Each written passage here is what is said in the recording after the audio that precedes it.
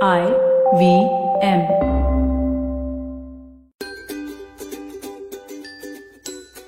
Hello and welcome to Smile India. I'm Shifa Maitra and I'm back with some positive, uplifting news from the nation. Let's begin with Kolkata, where one woman has been toiling for over 20 years to save a lake. Sumita Banerjee has been taking a walk by the pretty Rabindra Sarovar lake for years.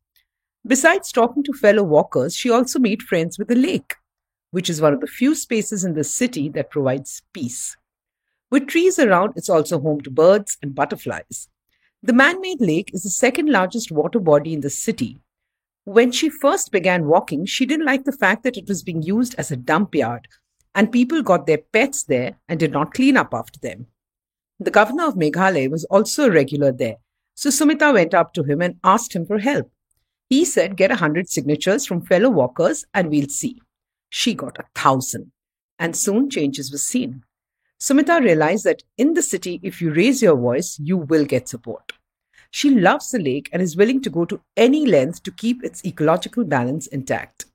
She's taken on the hawkers in the area and does not let them go beyond the designated space.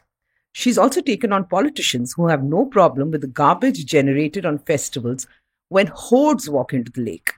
She's had cases filed against her, which she's fighting in court. She takes help from the media. Her fight has kept builders at bay. Despite death threats, she refuses to buckle down. She gets love and support from the people of the area, but she refuses to accept any monetary help from them. She uses her own time and resources, taking the correct route, approaching NGOs and government departments responsible. This is one activist who needs to get all the help possible. Next up is news that you can totally use. In Ayodhya, entrepreneur Ved Krishna started a brand 7 years ago that's getting a lot of traction today. It's called Chuck, and it's crockery that's biodegradable and healthy in every way. It was made in response to Ved's angst at the amount of plastic being used to eat in and even package food. He began working with sugarcane waste, and after some time and effort came up with crockery. This can be used to freeze food and even heat in the microwave.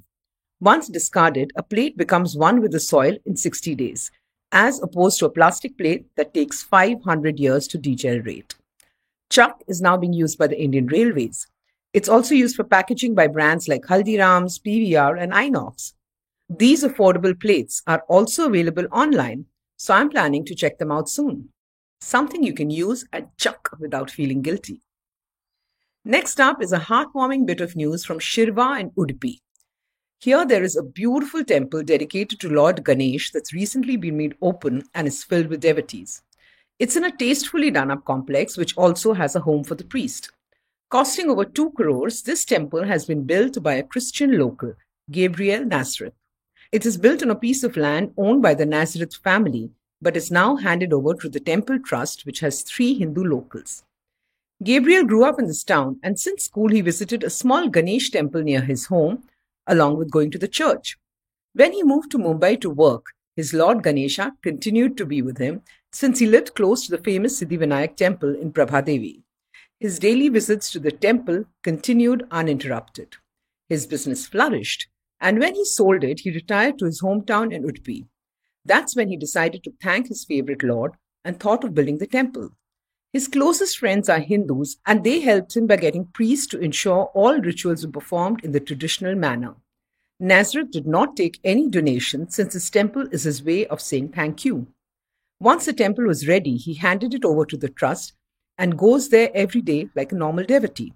Another example of how faith and prayer totally transcend religion in our country. Before I sign off, I have to tell you about Abhinav Dev from Silchar, Assam. He's a tree lover and gets into checking all paperwork when someone comes to fell a tree in their area. If anyone tries to touch the trees illegally, he raises a stink. On his birthday this year, he celebrated by planting 1,000 saplings. The reason why Abhinav's actions are noteworthy is that he's all of 9 years old and is a class 3 student. He's always loved trees and gardens. When during the COVID wave people were scrambling for oxygen, he felt very bad. He asked his science teacher many questions and declared that he would make sure that their area would have so many trees that oxygen is available for everyone for free. He went to his parents who were planning his birthday party and told them he wanted plants, not parties. They were amazed at his decision and agreed. They asked his friends and parents to join them in planting saplings. Everyone readily agreed, and a 2.5-kilometer road looked different the next morning. His parents are learning so much from him. He has turned vegetarian but tells his parents that they don't have to because he has. Now, kids like him can sure get people to do his bidding without any drama. That's it for today, and I'll be back next week with more delightful news from India. Till then, stay home, stay safe, and get vaccinated. For more interesting information on our country, please like and follow Good News Indians on Facebook. To hear more engaging podcasts, download the IVM app, go to the IVM website, or look for us wherever you get podcasts from. To stay in touch with me, you could look up Shifa Maitra on Twitter and Instagram. Since you heard and liked Smile India in English, you could check out our Hindi version too and recommend it to people who prefer podcasts in Hindi. Hey everybody, it's been another great week on the IVM Podcast Network. Are the great values of our Constitution meant to be talked about by great men but not lived? On the longest Constitution, Priya tells us about domestic violence laws in India and the many kinds of violence inflicted on women.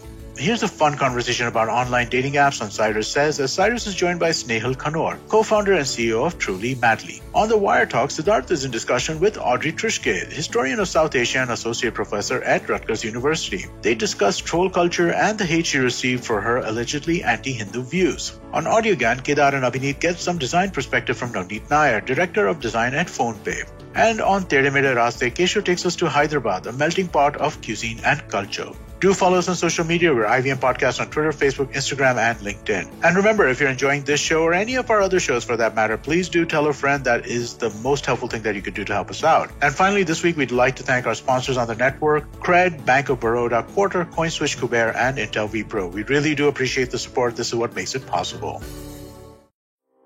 Do you wonder why China does the things that it does? Or want to know how we could improve online privacy?